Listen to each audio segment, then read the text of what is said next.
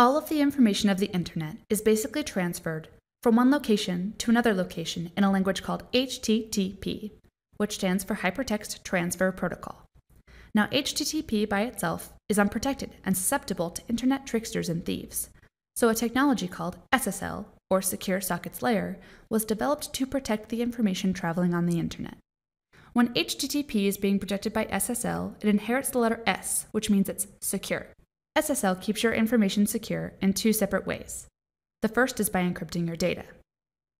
Let's say that you are in a coffee shop using Wi-Fi, and you're hit with an urge to buy something online. Without SSL and HTTPS, when you enter your credit card information, this information can be stolen because you're on a public Wi-Fi connection and anybody using that Wi-Fi could be listening to your transaction. Without encryption, the information is transmitted as text that anyone can read. The way that SSL and HTTPS encryption works is by scrambling this information so that the only people who can read it are those with the correct decryption key, and not those devious cyber ninjas. The second way that SSL and HTTPS keep you safe is by identification. You are probably aware that there are sites that fish for your information. That's when you get sent an email that asks you to click here to go to your bank account. And when you click the link, it takes you to a site that looks exactly like your bank. But it's not your bank. It's a fake. As a viewer, it is very important to know if a website actually is what it says it is, and SSL gives us this tool. Let's say you accidentally followed one of these phishing links and it takes you to Amazon.com.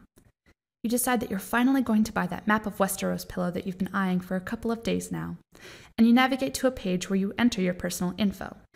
At this point, your browser will want to protect you, so it's going to try to encrypt this information. It will ask Amazon.com for something called a certificate. A certificate is simply a way of validating that a site really is what it says it is. A legitimate company website would send their company info to a registered certification authority, where the info will be verified and a certificate that's signed by the certificate authorities will be created and stored.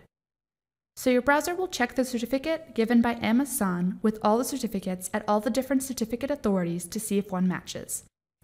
If the certificate doesn't match any signed certificates, or if the certificate is expired, or if the certificate has been issued by an unknown authority, an alert will pop up in your browser informing you what is wrong with the site certificate and cautioning you against submitting your information. That's how HTTPS and SSL work together to keep you safe. Encryption and identification are two very important security features for any website.